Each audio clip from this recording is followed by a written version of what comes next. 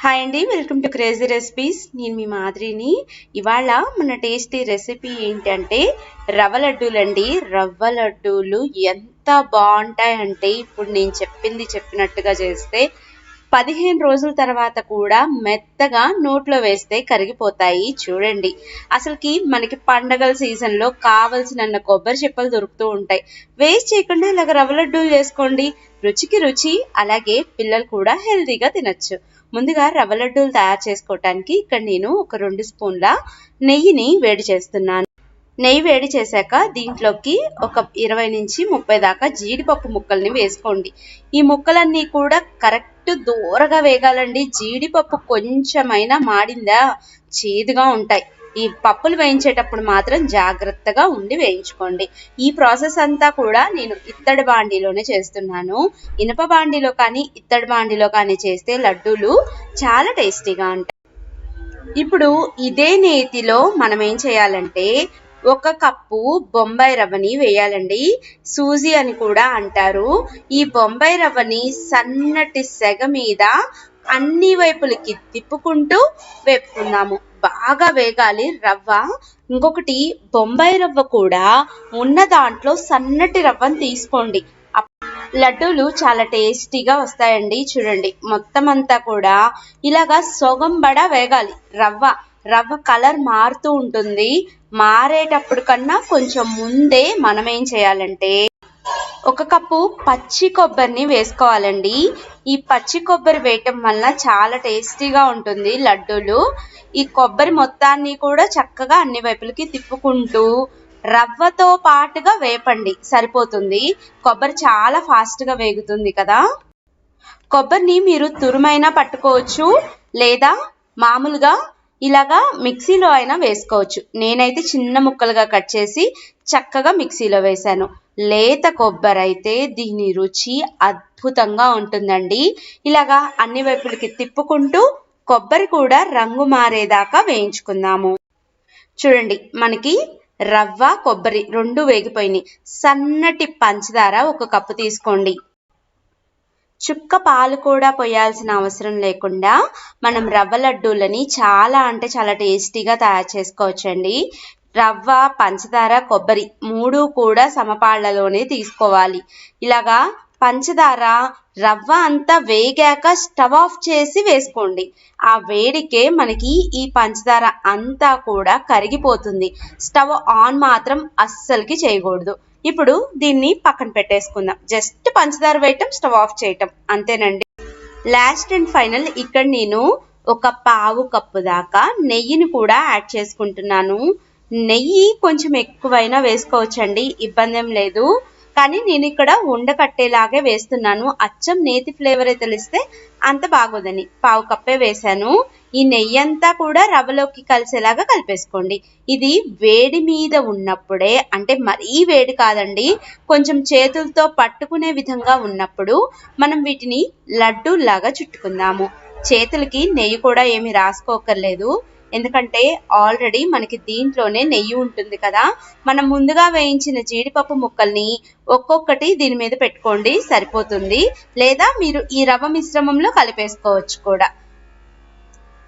తప్పకుండా ట్రై చేయాల్సిన రెసిపీ అండి. చిన్నప్పుడు మా అమ్మ వాళ్ళు, మా నాయనమ్మ మేము ఇంటికి వచ్చేసరికి చక్కగా మాకు ఇలాగా ఏదో ఒకటి ట్రెడిషనల్ గానే స్నాక్స్ తయారు చేసి పెట్టేవాళ్ళు.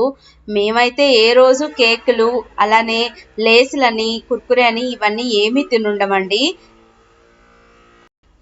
లడ్డూలు ఎంత బాగుంటాయంటే అలా నోట్లో వేస్తే ఇలా కరిగిపోతూ ఉంటాయి, అంత టేస్టీగా ఉంటాయి.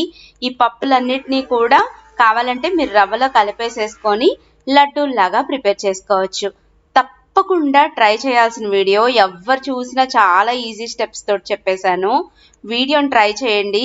ఇది తడి లేని గాజు సీసాలో కానీ ఇలాగే స్టీల్ డబ్బాలో కానీ పెట్టుకుంటే చక్కగా మీకు 15 నుంచి 20 రోజుల పాటు నిల్వ ఉంటాయి. ట్రై చేసి ఎలా కుదిరినాయో చెప్పండి. అన్నట్టు వీడియోని లైక్ చేయటం, షేర్ చేయటం, ఛానల్ని సబ్స్క్రైబ్ చేయటం మాత్రం అస్సలకి మర్చిపోవద్దు. Thank you for watching my videos. Bye bye. Hi అండి, వెల్కమ్ టు క్రేజీ రెసిపీస్. నేను మీ మాదిరిని. ఈసారి మీ ఇంటికి ఎవరన్నా చుట్టాలొచ్చినా, ప్రసాదానికైనా, టిఫిన్‌కైనా ఇలాగా రవ్వతోటి పులిహోర చేయండి. భలే ఉంటుందిలే రుచి అసలకి.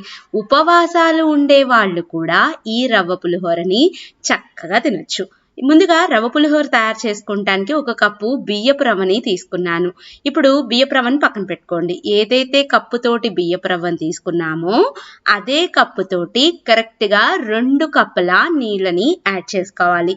చాలా మందికి బియ్యపు రవ్వ సంకటైపోతుంది అంటారు. లలిత బ్రాండ్ బియ్యపు రవ్వ వాడండి, చాలా బాగుంటుంది.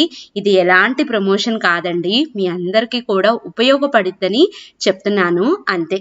దీంట్లోకి ఒక చిటికెడు కన్నా కొంచెం ఎక్కువ పసుపుని, అలాగే ఒక 3/4 స్పూన్ దాకా ఉప్పుని వేద్దాము. ఇక్కడ నేను కళ్ళుప్పునే వేస్తున్నానండి. ఈ ఉప్పు పసుపు అంతా కూడా నీళ్ళల్లోకి మరిగేలాగా చూద్దాము. పసుపు వేయటం వల్ల రవ్వ మొత్తానికి కూడా ఈవెన్‌గా పడుతుంది.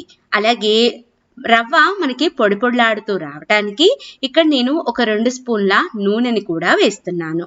ఇలాగా ఒక పొంగు వచ్చాక ఇప్పుడు దీంట్లోకి ముందుగా మనం తీసుకున్నాం కదండి 1 కప్పు బియ్యపు రవ్వని, ఆ రవ్వని కలుపుతూ వేయాలన్నమాట. ఒక్కసారిగా అలా రవ్వను పోసేయకూడదు, ఉండలు కడుతుంది. ఇలాగ కలుపుకుంటూ వేస్తే చక్కగా కలిసిపోతుంది. దీని మీద మూత పెట్టి డైరెక్ట్‌గా మీరు ఇలాగా పాన్‌లో చేసేటట్టయితే హై ఫ్లేమ్‌లో 3 అంటే 3 విజిల్స్ వచ్చేదాకా మాత్రమే ఉడకనివ్వండి. కుక్కర్ గిన్నెలో పెడితే మాత్రం 4 విజిల్స్ వచ్చేలాగా చూసుకోండి. ఎప్పుడైనా కానీ రవ్వ ఇలాగా బాగా ఉడికితేనే టేస్టీగా ఉంటుంది. ఇలాగా రవ్వ ఉడికాక స్టవ్ ఆఫ్ చేసేసి దీని మొత్తాన్ని పూర్తిగా చల్లారి పెట్టుకోవాలి. చల్లారాక మనకి రవ్వ అంతా కూడా మళ్ళీ పొడి పొడిలాడుతూ వస్తుంది. నేను చూపిస్తాను. ఇది పక్కన పెట్టేసుకుందాం. ఈలోపు పులిహోరలోకి సూపర్ టేస్టీగా ఉండటానికి పోపుని వేద్దాము. ఇక్కడ నేను 1 కప్పు తీసుకున్నాను, అంటే 200 గ్రాముల రవ్వ అన్నమాట. 200 గ్రాముల రవ్వకి 4 స్పూన్ల నూనె అయితే సరిపోతుంది. దీంట్లోకి ఒక 2 స్పూన్ల పచ్చిశనగపప్పుని, అలాగే 1 స్పూను మినప్పప్పుని కూడా వేద్దాము. అలాగే ఒక 1/2 స్పూను ఆవాలను కూడా వేసుకుందాము. అలాగే 1 స్పూను దాకా జీలకర్రని కూడా వేద్దామండి. ఇలాగా పోపు దినుసులన్నీ కూడా వేగేలాగా చూసుకోవాలి.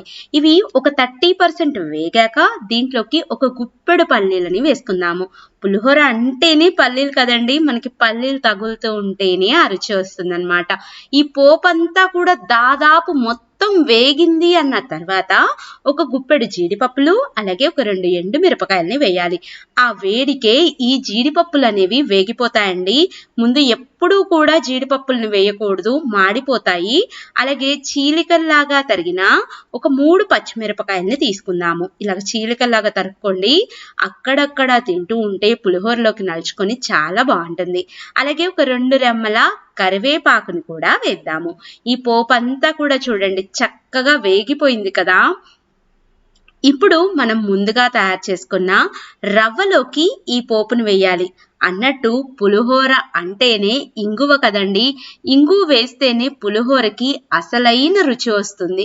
కంపల్సరీ ఒక చిటికెడు ఇంగువని కూడా వేసుకోండి. ఫ్లేవర్ అంతా కూడా ఇల్లంతా పాకి పులిహోర తింటున్నా కూడా కమ్మగా ఉంటుంది. చూడండి పోపు ఎంతైతే పర్ఫెక్ట్గా వేగుతుందో అంత రుచిగా పులిహోర వస్తుంది. ముందుగా మనం తీసుకున్న ఈ రవ్వ అంతా కూడా ఉడికిపోయింది, అలాగే పోయిందండి.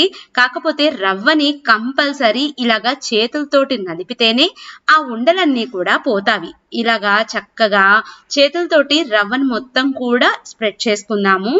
చూడండి చక్కగా రవ్వ అంతా కూడా ఇలాగ పొడి పొడిలాడుతూ వచ్చేసింది. మనకి తింటున్నా కూడా కమ్మగా ఉంటుందండి. చాలా మంది నీళ్లు తక్కువ పోసి చేస్తూ ఉంటారు, పులిహోర గొంతు పట్టుకుంటూ ఉంటుంది. ఇలాగ చేసుకుంటే చాలా బాగుంటుంది. తర్వాత పోపును కూడా వేసి ఇదంతా కూడా బాగా మిక్స్ అయ్యేలాగా మిక్స్ చేసుకోవాలి. ఆల్రెడీ మనం ఉప్పును కూడా రవ్వతో పాటే వేసుకొని ఉడకనిచ్చామండి. మీకు ఉప్పు తక్కువ అనిపిస్తే కొంచెం యాడ్ చేసుకోండి, సరిపోతుంది. పోపు కలిసిపోయింది కదా. ఇప్పుడు మనం తీసుకున్న ఈ 200 గ్రాముల బియ్యపు రవ్వకి ఒక 3 నిమ్మకాయలు సరిపోతాయి. బాగా రసం వచ్చే కాయలైతే 3 నిమ్మకాయలు పెద్దవి తీసుకోండి, చిన్నవైతే 4 తీసుకోండి, సరిపోతుంది. నిమ్మకాయ చెక్కని పెట్టుకొని చక్కగా ఇలాగ డైరెక్ట్ గా పిండేసుకోండి. చాలా మంది నిమ్మకాయలు ఎక్కువ పిండాలా తక్కువ పిండాలా అని కన్ఫ్యూజన్ లో ఉంటారు. 200 గ్రాముల బియ్యపు రవ్వకి బాగా రసం వచ్చే కాయలైతే 3 నిమ్మకాయలు పర్ఫెక్ట్ గా సరిపోతాయి. చిన్నవైతే 4 పిండుకోండి, పర్ఫెక్ట్ గా ఉంటుంది. మీరు నిమ్మకాయ రసం ఇంత వేసుకోవాలి అంత వేసుకోవాలి అనే క్వశ్చనే ఉండదు. ఇలాగా నిమ్మకాయలన్నీ కూడా పిండుకున్నాక ఇంకొకసారి ఇదంతా కూడా బాగా మిక్స్ అయ్యేలాగా మిక్స్ చేసుకోండి. అంతేనండి, చాలా సింపుల్ గా ఈజీగా అన్ని ఇంట్లో ఉన్న వాటితోటే ఈసారి కొత్తగా ఇలాగా పులిహోర పిండిని తయారు చేసి పెట్టండి అమ్మవారికి. అలాగే ఏ అమ్మవారు కూడా అలాగే ఏ దేవుడు కూడా ఉపవాసం ఉండి పూజ చేయమని చెప్పరండి. అందుకనే ఇవన్నీ కూడా వచ్చాయి. పిండి పులిహోరని ఉపవాసం ఉన్న వాళ్ళు కూడా తినచ్చు, ప్రసాదంగా స్వీకరించండి, నీరసం రాకుండా ఉంటుంది. తప్పకుండా ఈసారి పండక్కి ఈ పిండి పులిహోరని ట్రై చేయండి. మీకు ఎలా కుదిరిందో కూడా చెప్పండి. ఉప్పు తగ్గితే మాత్రం చివరిగా ఇంకొక 1/2 స్పూన్ దాకా ఉప్పును వేసుకొని కలుపుకోండి. చూడండి ఎంత చక్కగా పులిహోర తయారైపోయిందో. నా వీడియో మీకు నచ్చిందా అండి? అయితే ఒక చిన్న లైక్ చేయటం, షేర్ చేయటం, మీ ఫ్రెండ్స్ అండ్ ఫ్యామిలీ మెంబర్స్కి పంపించటం అస్సలకి మర్చిపోవద్దు. మీకు ఈ వంట ఎలా కుదిరిందో కూడా ఒక చిన్న కామెంట్ చేయండి. అన్నట్టు చివరిగా మీ దగ్గర ఉంటే మాత్రం కొత్తిమీరని సన్నగా కట్ చేసి వేయండి. పులిహోర రుచి ఇంకా బాగుంటుంది. కొత్తిమీర లేకపోయినా పర్వాలేదు, వదిలేయచ్చు ఈ చిన్న స్టెప్ని. Thank you for watching my videos. Bye bye.